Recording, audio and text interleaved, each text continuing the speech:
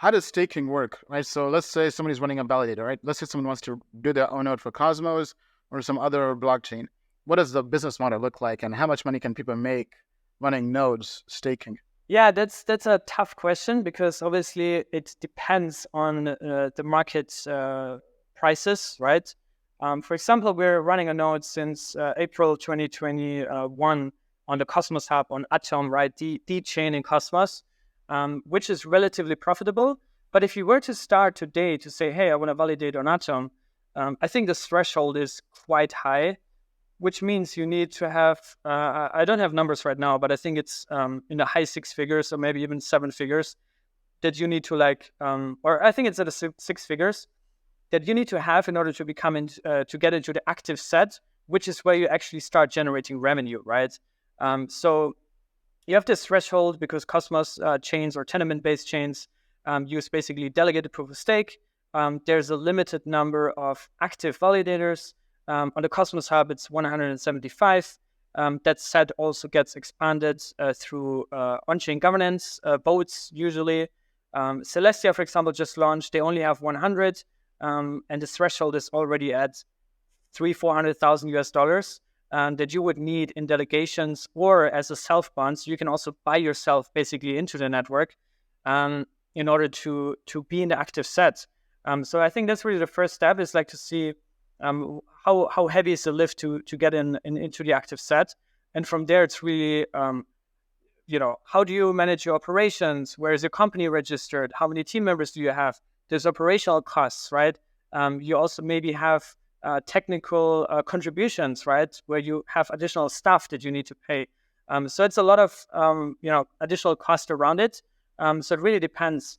Some validator operations are just a one-man team, and some validators are a full, organization with 40, 50, 60 people that also do a lot of, technical contributions.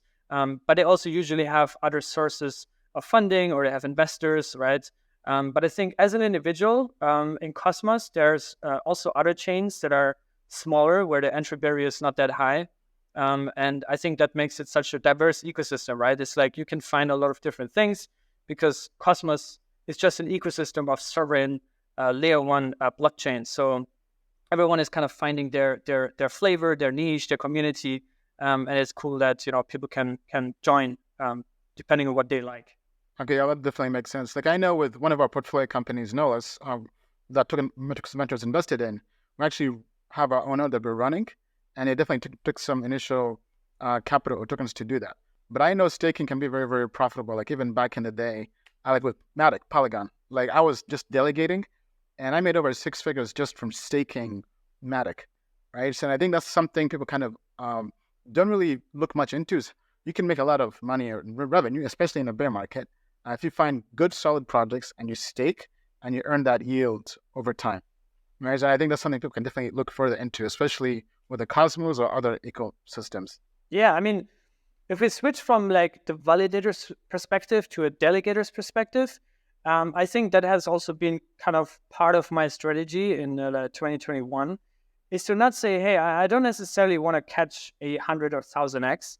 I rather want to optimize for cash flow, right? Because some of these chains have higher yields.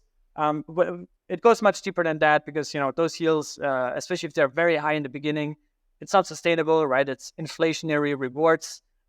So there's also sell pressure. So you have to also evaluate the product market fit of the chain. You have to evaluate the sustainability, the team, the quality, all these kind of things. But I think, just considering or factoring in the amount of cash flow, like you're saying, right? Some people live off that. I mean, throughout the bear market, F was launched and it had very high inflation in the beginning and it had a good price. I think it was at $2-3 when it launched, and it stayed there for a couple of months. That paid a couple of months through the bear markets for many cosmonauts. Plus, we got a decent airdrop. So people for staking Atom got the F1's airdrop, which they then staked and lived off the staking rewards for a month or two.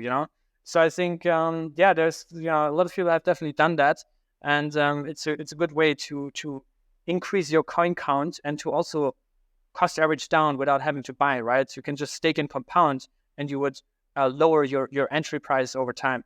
Thank you for watching this video. If you enjoyed it, we have even more content for you at Token Metrics. Get there using the link down below.